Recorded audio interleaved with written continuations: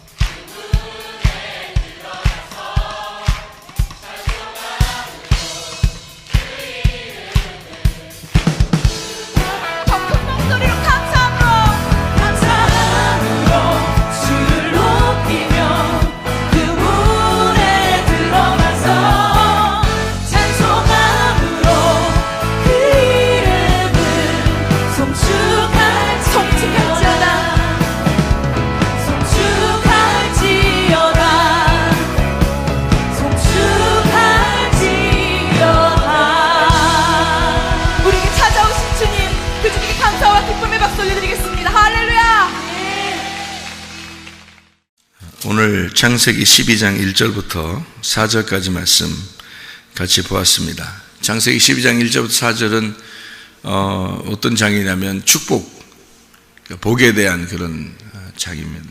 누구를 복을 내리냐면 아브라함에게 복을 내려서 아브라함을 선택하고 하나님이 지시할 땅으로 이제 인도하는 그런 내용이 창세기 12장의 내용. 창세기 12장이 나오면은 그 앞에 바벨에 대한 이야기가 나오고 11장에 그 바벨 때문에 사실은 이제 하나님께서 창세기 12장에 있는 아브라함을 선택하셨다 이렇게 볼 수도 있는 거죠. 또 아브라함을 선택하려고 하니까 그 앞에 있는 11장을 놓고서 하나님이 언어를 혼잡하게 하고 이제 흩으시는 그런 장면들을 우리가 볼 수가 있죠. 창세기 12장 전까지는 말이에요. 창세기 12장 전까지는 언어가 같았습니다. 잘 생각해 보세요, 여러분. 창조 때, 창세기 1장, 2장, 창조 때 하나님이 아담과 하와를 창조하시고, 그리고서 언어가 다 같았어요. 언어가 하나밖에 없었어요. 종교도 하나입니다. 하나님만 믿는 거예요. 아무 종교가 없어요, 다른 종교가. 그러니까 수천 년을 그들은 하나의 종교, 그리고 하나의 그 민족으로 하나의 그 언어를 가지고 살았어요. 그러니까 그 사람들은 뭐든지 할 수 있었습니다. 그죠? 노아 홍수가 나서 다 멸망하고 난 다음에 그들이 다시 이제 노아 자손들로 인해서 이렇게 쭉 이제 흩어졌는데, 그 사람들이 흩어져서 다시 모였어요. 이제 어제 용사들이 다시 뭉쳤다. 그래서 나가가지고 다시 뭉쳤거든요. 그게 이제 창세기 11장이에요. 다시 뭉쳐서 모였는데, 왜 모였을까? 이 사람들이 뭐하러? 탑을 쌓으려고 모였어요. 탑은 어떤 탑이냐면 하나님 앞에까지 올라가지 않은 탑이었어요. 그걸 이제 바벨에 있는 이제 그 흩어졌다 해서 그 바벨이고, 그 바벨에 있는 탑이라 해서 바벨탑이라 사람들이 그렇게 얘기를 하고요. 사실은 그 탑이 세워진 장소가 신할 땅입니다. 신할 땅. 그래서 신할 땅이라고 하면 여러분이 신할 땅이 어딘가, 근데 그게 어디냐면 바벨론이에요. 신할 땅이라는 장소가. 왜냐하면 다니엘서에 보면 신할 땅, 그곳이 바벨이라고 나오고, 그 바벨론이 이제 다니엘서가 이제 바벨론 그 시대에 쓴 거죠. 그래서 바벨론 시대에 신할 땅에 있는 그게 바벨이었고요. 그게 바벨론이 되었습니다. 그러니까 바벨이라고 하는 바벨론은 바벨탑, 바벨론, 그리고 신할 땅, 뭐 이세벨, 음녀 같은 의미로 성경에 쓰여 있는 그런 단어예요. 그러니까 그게 여러분이 이제 이 성경을 이렇게 보면 요한계시록 보면 음녀가 나오는데, 음녀는 큰 성이라 그래요. 그 큰 성은 뭘 의미하는 거냐면 바벨탑에 대한 그런 얘기고요. 그 바벨탑에 대한 이야기가 옛 성전에 대한 이야기예요. 이게 요한계시록을 이제 요약할 수 있는 큰 이제 줄기인데요. 그래서 성경을 거기에 이제 그렇게 요약을 할 수 있으면 이게 옛 성전이 무너지고 새로운 성전이 이제 세워져야 된다. 그런 옛 예루살렘이 무너지고 새로운 예루살렘이 세워진다. 그러니까 새로운 예루살렘, 새 예루살렘이라고 그러죠. 요한계시록에는 새 예루살렘 그러면 그게 신부예요. 그러니까 옛 예루살렘 그러면 음녀입니다. 그러니까 신부와 음녀를 비교한 거죠. 그러니까 요한계시록은 결국에는 신랑과 신부에 대한 이야기고요. 요한계시록은 신랑과 신부에 대한 이야기를 하려고 하다 보니까 반대를 써야 되겠죠. 그래서 음녀와 짐승에 대한 이야기가 쓰여 있는 겁니다. 그러니까 신랑과 신부, 신랑의 반대편에 있는 게 짐승이고요, 신부의 반대편에 있는 게 음녀예요. 그러다 보니까 음녀와 짐승을 쓴 거예요, 요한계시록은. 요한계시록을 보면 음녀 짐승에 대한 이야기가 많죠, 그죠? 왜 그러냐면 이게 큰 줄기이기 때문에 그렇습니다. 요한계시록을 쓴 어떤 목적과도 같은 거죠. 그래서 음녀 짐승을 쓰고, 그 다음에 이제 신랑과 신부에 대한 이야기를 쓰고요. 그러니까 마지막 결론 부분에서는, 요한계시록의 마지막 결론 부분에서는 신랑과 신부가 결혼하는 것으로 나오죠. 그러니까 결혼하려니까 음녀와 짐승을 파괴시키는 겁니다. 음녀와 짐승을 파괴시킨다 그러니까 여러분이 음녀와 짐승을 뭐 어떻게 파괴시키니까, 음녀는 어떻게 생겼을까, 뭐 짐승은 어떻게 생겼을까, 뭐 이렇게 연구하는데, 그게 바로 뭐냐면 우리의 옛날 성전, 우리의 옛날 예루살렘을 얘기하는 거죠. 그러니까 옛 예루살렘, 옛 성전을 의미하는 그것이 파괴가 된다는 얘기고요. 그러니까 새로운 예루살렘, 새로운 성전이 세워진다. 이거를 얘기하기 위해서 딱 큰 줄기를 요한계시록을 만드는 거예요. 그러니까 그것만 우리가 좀 생각을 하고 요한계시록을 봐도 그렇게 어려운 내용이 아닌 거죠. 근데 그런 걸 생각을 못하면, 그 구분을 못하고 성경을 보면 요한계시록에 다 비유와 은유 같은 것으로 되어 있기 때문에 굉장히 어렵게 느껴지죠. 근데 사실은 큰 줄기는 그거예요. 그걸 쓰려고 사실은 요한계시록을 쓴 거나 마찬가지죠. 그렇게 하다 보니까 이제 교회에 대한 이야기를 먼저 얘기를 했고, 요한계시록 같은 데서도 교회, 그리고 마지막에는 그 교회가 그리스도와 이제 그 교회가 이제 결혼하는 그런 신부에 대한, 신랑과 신부에 대한 이야기를 한 것이고요. 그리고 이쪽 이제 그 앞에 부분에서는 짐승과 음녀를 멸망시켜야 되는데, 그 짐승의 반대가 어린 양이죠. 그래서 마지막 신랑을 어린 양으로 놓은 거예요. 마지막에 어린 양. 그러니까 어린 양은 항상 짐승에게 비하면 죽임을 당하는 거죠.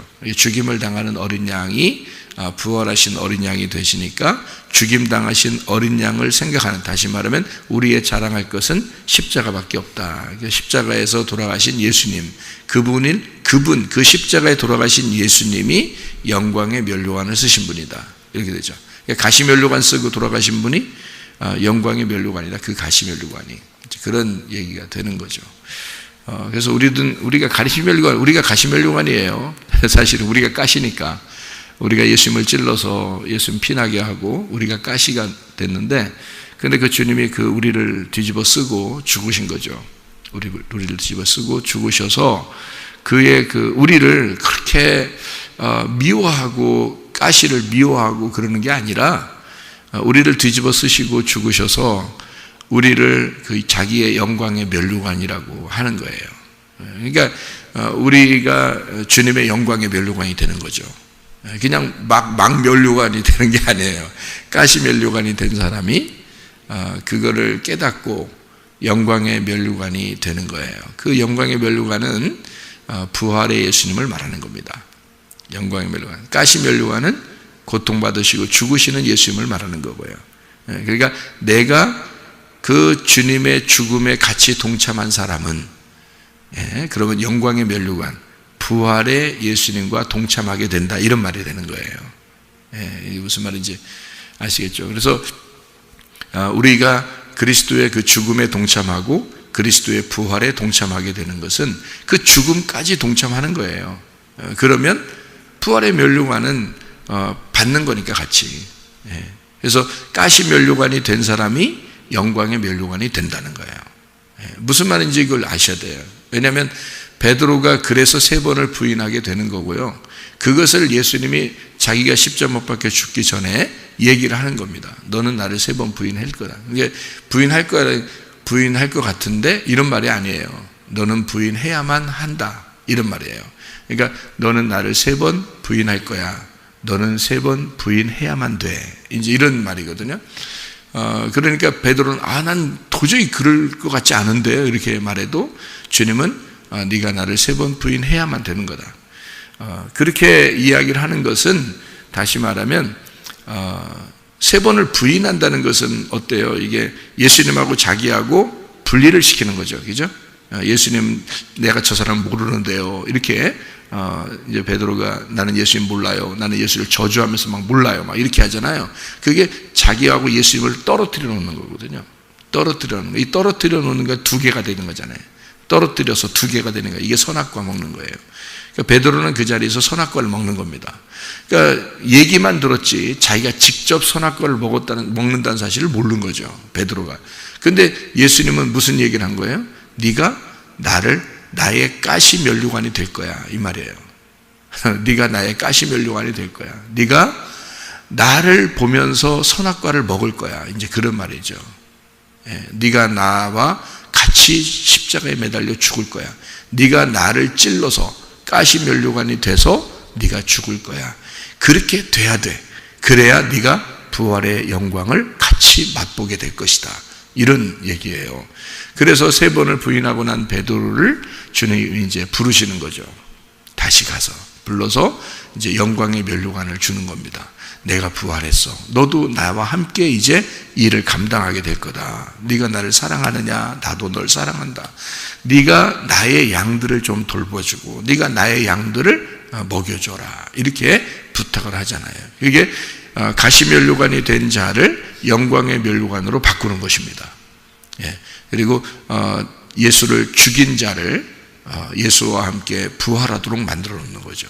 이게 놀라운 그 성경의 그 역사입니다. 그렇게 이제 앞에다가는 멸망해야 될 것을 놓고 뒤에다가는 영광을 받아야 될 것을 놓는 거죠. 요한계시록도 똑같아요. 교회가 짐승과 음녀가 파괴되면 신랑이신 어린 양과 그리고 그 신부인 교회가 함께 결혼하고서 요한계시록에 맞춰지는 거예요. 그러니까 엄청 간단한 얘기죠. 그죠? 엄청 간단한 얘기인데 성경 전체가 중요하게 그 얘기를 하고 있는 거잖아요. 그래서 요한계시록에 가서 그거를 열어주는 거예요. 이게 성경이 이런 얘기였어 라는 걸 가르쳐 주는 거죠. 요한계시록이. 그러니까 그렇게 요약을 해서 성경을 보면은 성경이 아주 전체가 이런 내용으로 되어 있구나라는 것을 쭉 펼쳐서 볼 수가 있는 거죠. 그래서 짐승과 음녀가 나오는 거예요. 그 중요한 요한계시록의 그 중심적인 부분에 그 가운데 그 중심적인 부분에 음녀와 짐승이 막 나오잖아요. 그죠? 그것은 일부러 신부와 어린 양을 설명하려고 한 거예요. 나중에. 그죠? 그러니까 이 음녀와 짐승을 설명하고 난 다음에 어린 양과 신부를 설명하려고 그래서 그렇게 이제 대칭을 이루어 가지고 다 이렇게 비교해서 나오는 그런 장면들을 설명을 해준 것입니다. 자, 마찬가지로 말해요. 창세기 11장과 12장은 이렇게 대칭을 이루어서 비교해주는 그런 장면이에요. 창세기 11장과 12장은. 창세기 11장에는 바벨탑이 나오죠. 바벨탑이 바벨론에 있는 거예요. 그리고 이제 아브라함을 하나님께서 부르셔서 그 가나안 땅의 예배자로 만드는 것입니다. 가나안 땅의 예배자로 부르는 거예요. 아브라함이 창세기 12장에 하나님이 지시할 땅으로 이렇게 오잖아요. 와가지고는 첫 번째 뭐 했어요? 첫 번째 여기 이렇게 쭉 내용을 창세기 12장 내용을요 쭉 밑으로 이렇게 내려서 이렇게 보면 가나안 땅으로 가려고 떠나서 가나안 땅에 들어갔더라. 5절에 그렇게 돼 있거든요. 5절에 가나안 땅에 들어갔으니까 하나님이 지시할 땅으로 따라갔더니 어느 땅이더라? 가나안 땅이더라 이거야. 가나안 땅에 들어갔는데 6절에 보니까 세겜 땅 모래 상수리 나무에 이르렀어요. 그 땅이에요. 그죠? 거기에 거주하였더라 이랬어요. 세겜 땅 모래 상수리 나무는 하나님의 가르치시는 율법이라는 뜻입니다. 하나님의 가르치시는 율법 안으로 들어갔다는 뜻이에요. 이게 그 단어가 그런 의미예요. 하나님의 몽학선생, 그러니까 하나님이 몽학선생이 되어서 율법을 가르치는 교사가 되었다. 이게 세겜 땅 모래 상수리 나무입니다. 그렇게 하고서 이제 7절에 보시면 아브라함이 여호와께서 아브라함에게 나타나서 이르시되 이 땅을 네 자손에게 주리라. 그러면 아직 자손이 없거든요. 자손이 없는데 자손을 주겠다는 거예요. 아브라함이 그때가 75세라고 여기 나오잖아요. 그죠? 아브라함이 75세라고 4절에 나오잖아요. 4절에 75세라고 나오고요. 그리고 이제 7절에 이제 아브라함 자손에게 그걸 주리라라고 해놓고요. 계속 자손을 안 주니까, 그렇게 하고서 계속 자손을 안 주니까 이제 사라가 아유, 야, 뭐 우리 종 하고 그냥 대충 그냥 애기 낳으면 되지 않냐? 그럼 내 애기라고 하면 되잖아. 그냥 이렇게 이제 그런 이제 사건이 벌어지는 거예요. 이게 75세 때 약속해 놓고 안 주니까 계속 안 주니까 애를 안 주니까 말이에요. 그래서 그런 이제 사단이 벌어지는 거예요. 이게 사탄. 그런 사단이 벌어지는 거예요. 이게 창세기 16장에 하갈과 이스마엘 나오잖아요. 그러니까 창세기 12장에 너 자손한테 자손한테 땅을 기업으로 주면서 축복을 하리라 했는데 안 주잖아요. 창세기 13장, 14장, 15장까지 애를 안 준다고요. 그러니까 이게 지금 얼마나 흘렀냐고, 이게 나이가 많이 흘렀다고요. 흘러가지고 지금 나이는 먹고 가고 있는데 점점 나이는 75세에 불러가지고요. 75세 때 불러서 나이는 먹어가는데 애를 안 주는 거예요. 그러니까 이게 어떻게 되는 거예요? 몇 살이 되냐면요. 99살에 이삭을 임신합니다. 그죠? 이제 그 아브라함이 99살 때 이삭이 생겨나요. 그래서 100살 때 아기가 나오는 거거든요. 100살 때. 그러니까 100배의 결실을 맺는 거예요. 그게 이삭이. 그러니까 이 아브라함이 99세 때 애를 이제 갖게 됐으니까 거기서부터 13년을 빼면 말이에요. 13년을 빼면, 그죠? 그러면 나이가 나오겠죠. 그때까지 애를 안 준 거예요. 그러니까 아기를 75살에 준다고 얘기해 놓고 계속 안 준 거예요. 그리고서 하갈을 통해서 이스마엘을 낳아가지고 13년이 흘렀어요. 13이라는 숫자는요, 성경의 반항의 숫자예요. 반항. 그러니까 왜 그러냐면 12이 완성이거든요. 성경은 절체가 이게 그 규격이 딱 정해져 있다고 그랬죠. 숫자 같은 것도 규격이 정해져 있어요. 그것을, 그런 숫자를 절대 뭐 이렇게 넘어가거나 뭐 이렇게 해석을 하지 않아요. 성경은 정확하게 이렇게 정해져 있는 숫자 중에서 가장 완전한 숫자가 12이라는 숫자라고 그랬죠. 그게 요한계시록의 천국을 이루는 숫자가 12이라는 숫자예요. 그래서 구약의 12지파, 신약의 12제자 이렇게 된 거거든요. 근데 12이라는 게 완성인데 거기다가 하나가 더해지면 13이 돼요. 하나가 더해지면. 그게 누가 더해지는 거예요? 12이 완성인데 완성하자, 이제 끝났다, 다 이루었다. 그런데 아니 잠깐요, 내가 거기 좀 들어가야 되겠는데, 그래서 자기가 들어가면 13이 되는 거예요. 그러니까 이게 13이라는 게 반항이야. 하나님이 완성했다는데 네가 자꾸 굳이 네 생각을 집어넣겠다는 거잖아요. 그러니까 굳이 네 거를 갖다가 집어넣어서 더 해보겠다는 거 아니에요. 그래서 12에다가 너를 하나 더 하면 13이야. 그래서 그게 하갈 이스마엘 나오는 거예요. 그래서 13년 동안 하갈이 이스마엘을 낳고 13년 동안 안 나타나요. 아브라함한테. 하나님도. 그러니까 뭐 두고 보자 이런 의미는 아니고, 그런 말이 아니라 성경을 기록하기 위해서 그 숫자의 개념도 정확하게 맞추는 거예요. 그렇게. 그래서 13년 동안 아이를 낳고서 13년 동안 하나님이 안 나타나시고 그러죠. 여기에 그 창세기 16장에 16절을 보면 하갈이 아브라함에게 이스마엘을 낳았을 때에 아브라함이 86세였더라 그랬죠. 86세. 그러니까 75세에 부르고요. 그 다음에 10년 동안 아이를 안 줬어요. 그죠? 10년 동안 아이를 안 주고 86세에 아이를 준 거예요. 무슨 말인지 알겠어요? 예, 그러니까 왜 10년 동안 아이를 안 줬냐면 그 10년의 기간은 말씀이 내 속에서 잉태되는 기간이에요. 이렇게 말씀이 잉태가 되는 기간이라고. 그래서 10달 동안 아기들이 뱃속에 있는 거예요. 10달 동안. 그리고 10계명이 있는 거고요. 10개의 언약 이게 있는 거고요. 성경에 10개의 약속이, 10개의 계명 이것이 있는 거고요. 우리 뱃속에도 10달 동안 말씀이 이제 잉태가 돼야 되는 거거든요.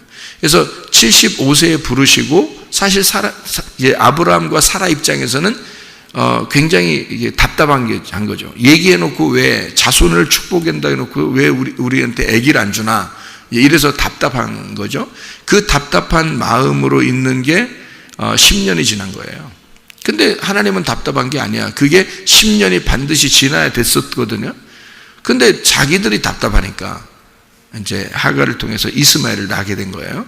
그러면 이스마엘 낳으니까 아유, 사람들이 그렇게 잘못하니까 하갈 이스마엘 낳으니까 그래, 꼴 좋다, 믿음의 조상이라 그러면서, 그래 젊은 여자 주니까 얼른 해가지고 줘가지고 그 이스마엘이나 낳고 또 이스마엘에게나 축복해 주십시오. 하나님한테 그게 할 소리요. 또 그렇게 얘기하고 잘났다 이렇게 우리가 얘기하면 안 되는 거예요.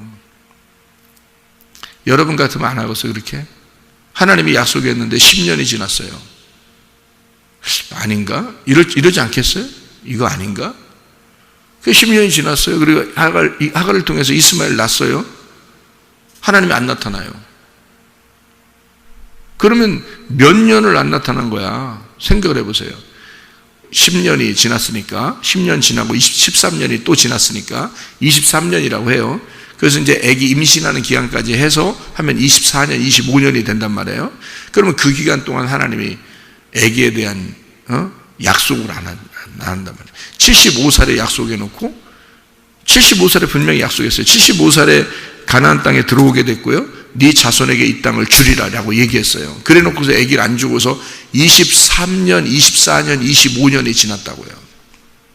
그러니까 이건 답답할 만도 하단 말이에요. 그렇지만 하나님 입장에서는 그게 약속이니까 생각을 해보세요. 75살에 약속을 했지만 하나님의 마음에는 몇 살에 주기로 약속한 거 생각하고 있는 거예요.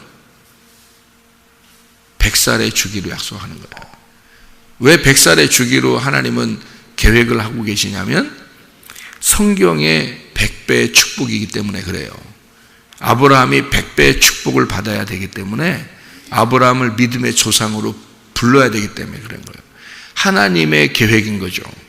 아브라함을 하나님의 계획에 의해서 100배의 축복을 주기로, 그러니까 이 사람은 내가 선택한 100배의 축복을 주기로 선택한 사람이야.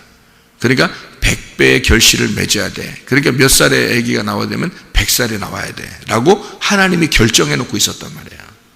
결정해 놓고. 근데 그 앞에 자발 없이 하갈을 통해서 이스마엘을 낳았다고 우리가 볼 때는 믿음의 조상이 꼴 좋다 이렇게 말할 수 없는 게 왜 그러냐면 성경은 다 규격을 울타리를 딱 쳐놓고 성경을 써놓기 때문에요. 이게 예사롭게 일어나는 일은 하나도 없습니다. 성경이요.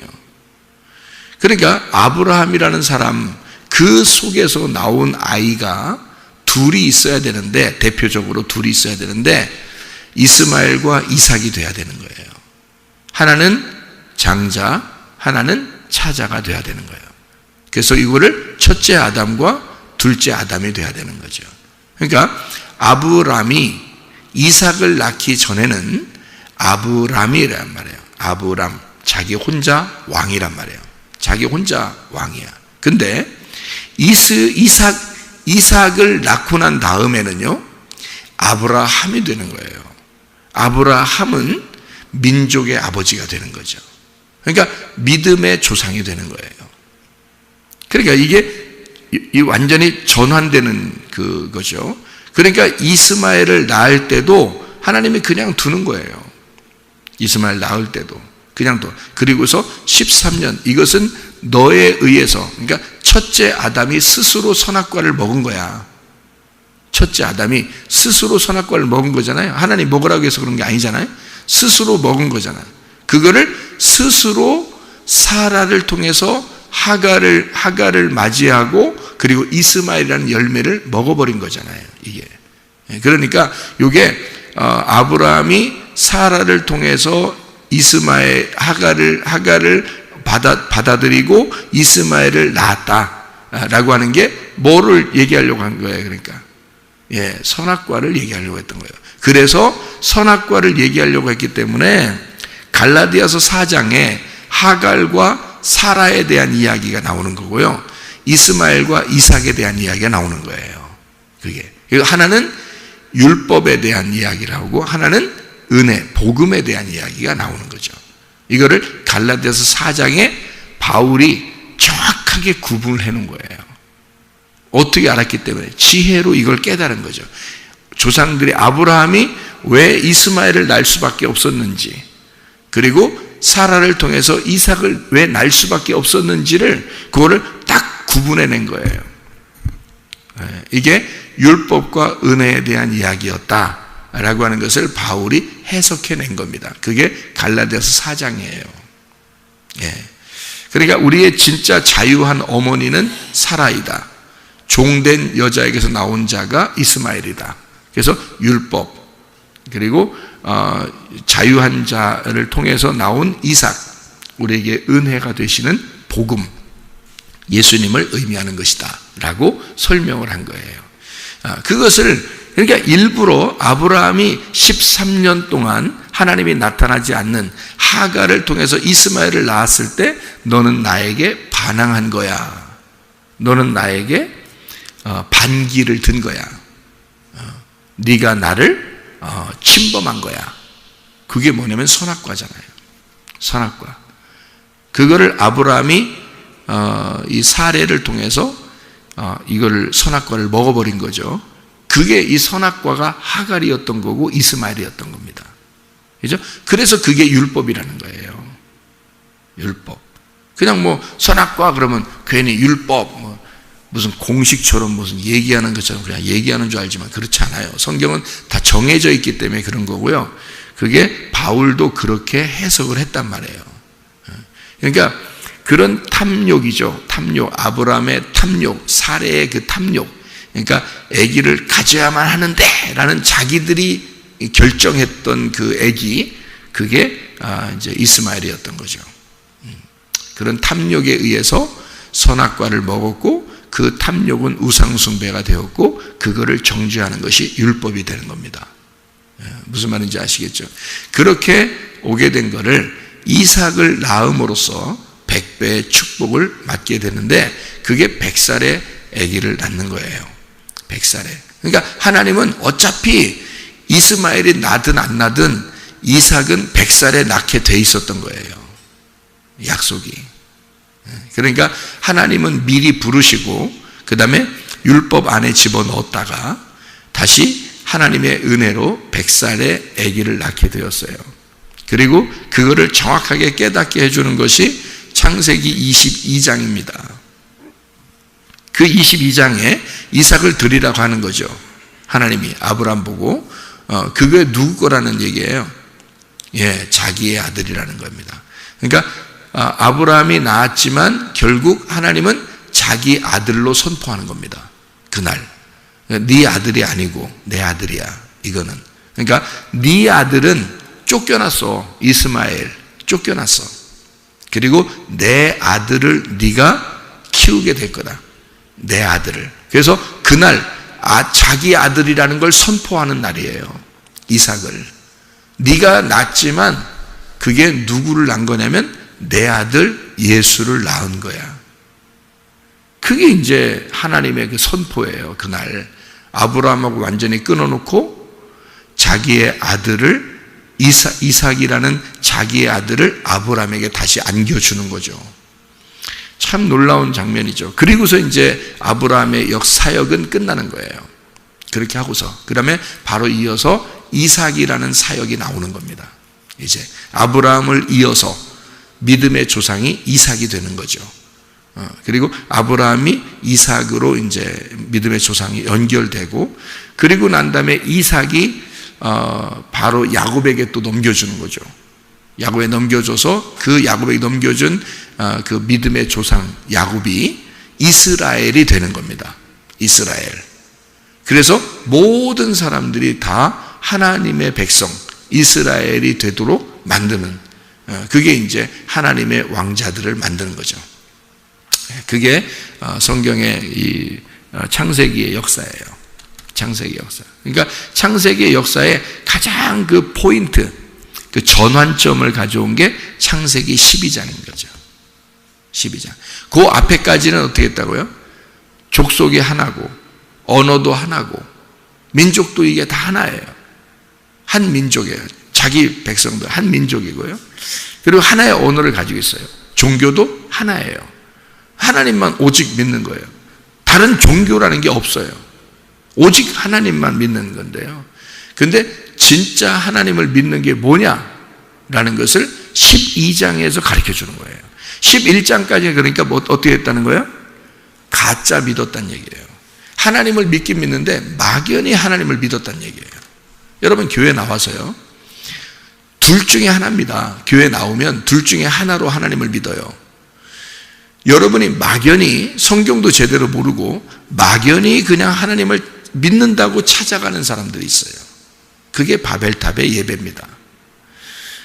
근데 분명하게 하나님이 나를 부르시고 하나님이 내게 말씀하셔서 가슴으로 하나님을 만난 사람이 하나님의 섬기심으로 하나님을 믿는 사람이 있어요. 그 사람이 창세기 12장이에요. 그러니까 창세기 11장으로 믿는 사람이 있고요, 창세기 12장으로 믿는 사람이 있단 말이에요. 그러니까 완전히 다른 거죠. 이게 믿음 자체가 반대예요.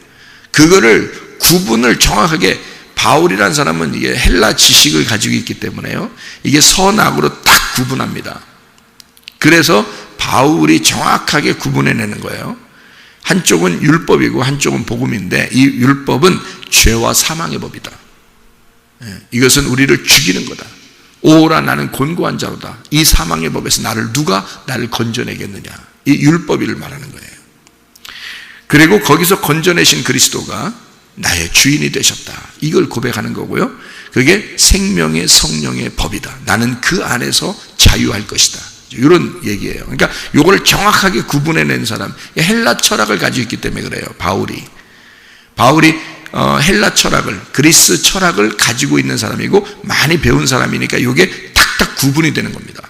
그래서 구약을 완전히 선과 악으로 그러니까 이걸 율법과 은혜로 정확하게 딱 구분해 버린 거죠. 그래서 딱 나누어 버렸어요. 그게 이제 바울인데요. 우리가 이것을 나누면서 이것은 우리한테 이 성경이 오면서요, 그 과도기죠. 신약을 쓰는 과도기인데 바울이 그때 성경을 쓰는 과정이니까. 근데 우리는 이걸 다 구약과 신약을 다 이제 보는 거죠, 우리가. 그죠? 구약과 신약, 바울 시대만 해도 신약이 없었어요. 완전히 완성되지 않았고 구약만 있었거든요. 그래서 이 사람은 구약을 갖다가 해석을 하면서 편지를 쓴 거예요. 근데 그거를 이제 나중에 사람들이 이걸 모집을 해서 구약과 신약으로 이렇게 모집을 해놓은 책이 이거죠. 이게 성경책이 된 거죠. 지금 우리들의 성경책. 그러니까 우리는 구약과 신약을 딱 나누어서 다 볼 수 있는 거예요. 근데 나누어서 보니까 어때요?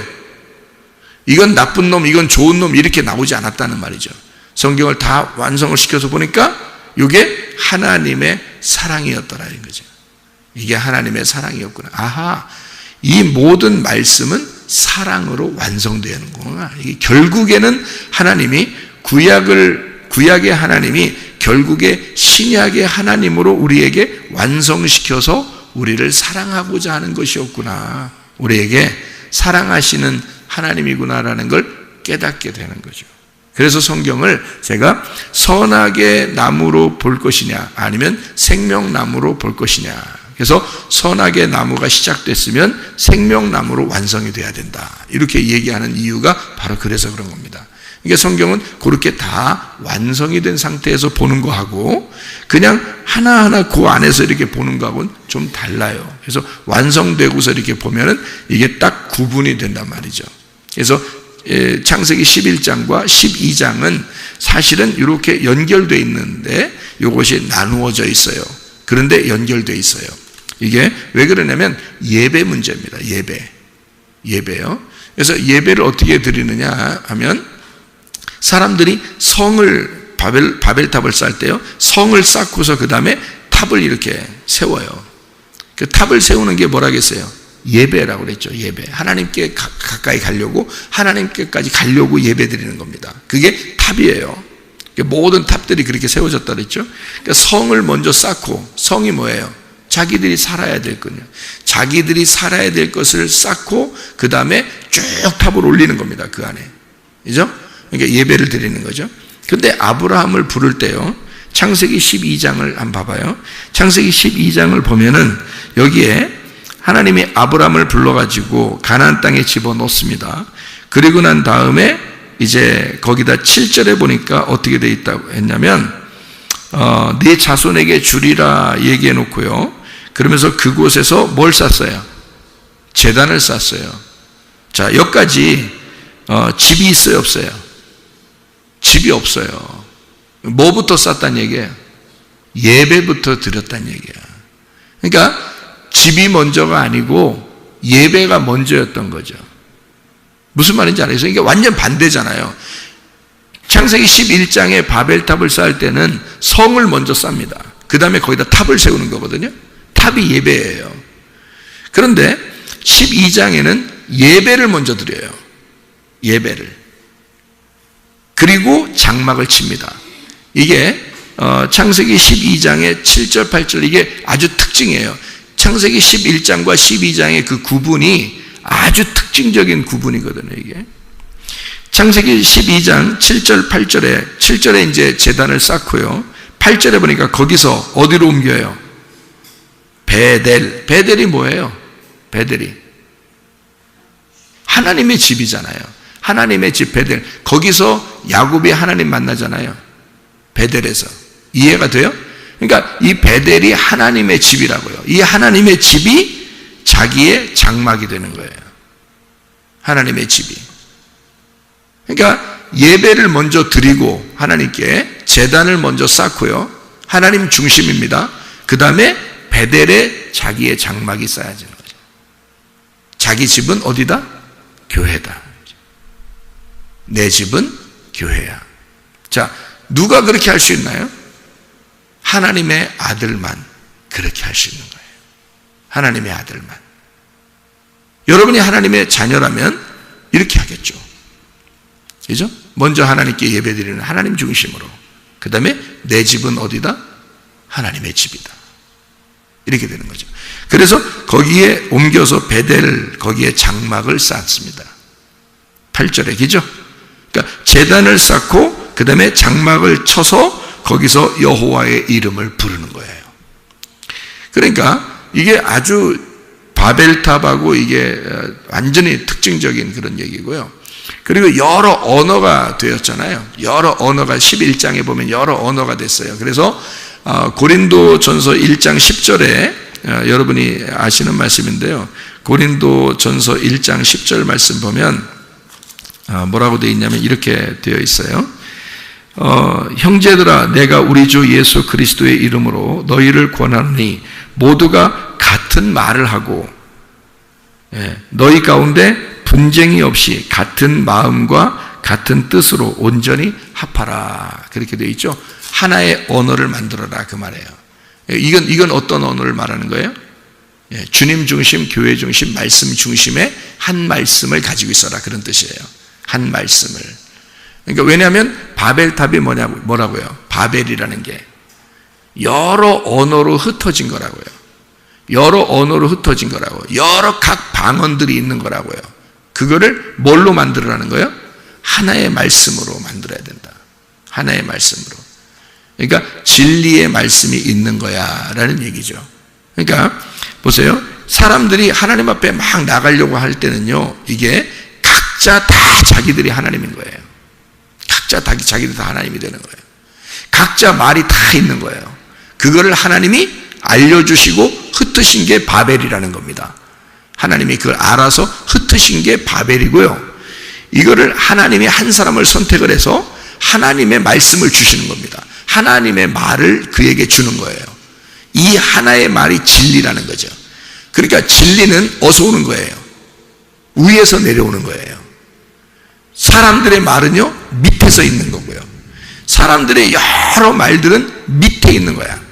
사람들의 생각, 사람들의 지식 이런 것들은 밑에서 땅에서 위로 올라가려고 하는 거고요. 하나님의 진리의 말씀은 위에서 내려오는 거예요. 하나님에게서 사람에게 내려오는 거라고. 그거를 받은 자가 아브라함이었던 거예요. 여러분 가만히 앉아서 그냥 말씀 듣고 있지만 이게 하나님의 말씀이라면 여러분이 아브라함 되는 거예요. 이게 하나님이 여러분을 선택하는 거라고요. 이 말씀이 여러분에게 들어가면 이렇게 다른 거예요. 순서가 완전히 반대예요. 이렇게. 그걸 전환점을 이룬 게 12장이라고요. 여러분, 우리가 주님의 말씀 그 중심으로 또 그 교회 중심으로 이렇게 살아간다는 것은요, 이건 아브라함의 축복이 여러분에게 내려왔다는 얘기예요. 이게 중심이란 말이에요. 사람들은 다 자기 집 중심이잖아요. 자기 돈 중심, 자기 자식 중심, 자기 거 중심, 자기 집 구석 중심이잖아요. 여러분, 이게 완전 바벨탑이라니까요. 그게요. 바벨탑을 세우고 있는데도 그걸 몰라. 그러면서 하나님 믿는다는 거예요. 그러니까 순전히 자기가 하나님 만나본 적은 없고 자기는 순전히 하나님을 섬긴다고 막 올라가려고 하는 거예요. 애쓰는 거죠. 자기 집 잘 되려고. 근데 하나님은 그렇게 해서 만나는 게 아니에요. 하나님이 그걸 흩으시죠. 흩어버린다. 멸망시킨다고. 옛 성전, 옛 예루살렘은 멸망당한다. 그게 마태복음 24장이에요. 그 전체가 짐승과 음녀에 대한 멸망이라고 요한계시록이라고요. 그리고 새로운 성전, 새로운 예루살렘을 세운다. 요한계시록의 요약이라고 그랬죠. 마태복음 24장에 그래서 예수님이 이것을 멸망시켜, 저 예루살렘을 멸망시킬 거야, 저 성전을 멸망시킬 거야. 그거는 새로운 성전이 되겠다는 얘기거든요. 예수님이 새로운 성전이 되겠다는 얘기예요. 자기가. 그래서 마태복음 24장에 종말이 있는 거예요. 우리에게는 우리 자신이 완전히 무너지는, 바벨탑이 무너지는 이 종말을 맞이해야 되는 거예요. 그게 축복이라고요. 바벨탑이 무너질 때 연결돼서 누가 나오는 거야? 하나님이 만나는 아브라함이 나오는 거예요. 이게 12장이라고요. 창세기 12장에 아브라함의 축복이 여러분에게 임하시기를 바랍니다. 기도하겠습니다.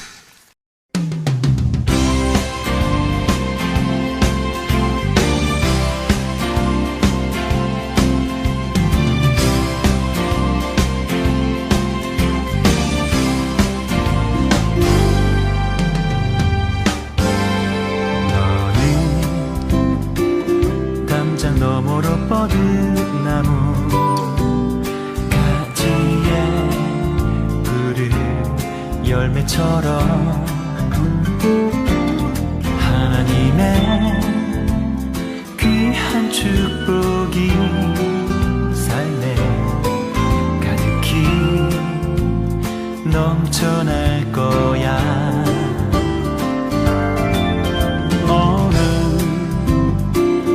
어떤 시련이 와도 능히 이겨낼 강한 발이 있어. 전능하신 하나님께서 너와 언제나 함께 하시니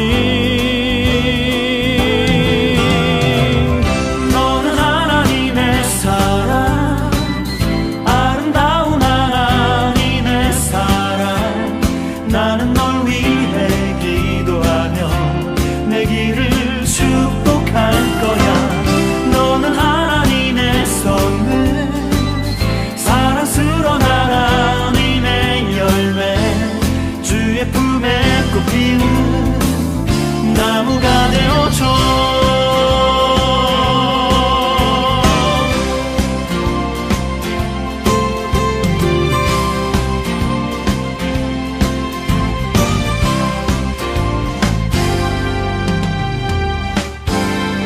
너는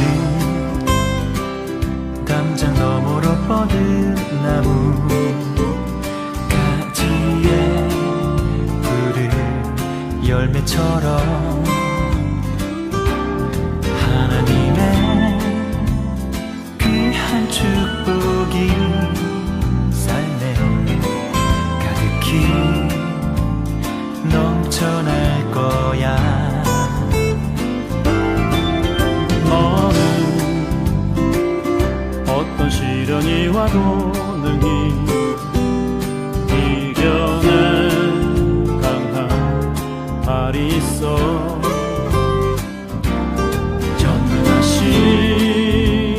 하나님께서 너와 언제나 함께 하시니 너는 하나님의 사랑, 아름다운 하나님의 사랑. 나는 널 위해 기도하며 내 길을 축복할 거야.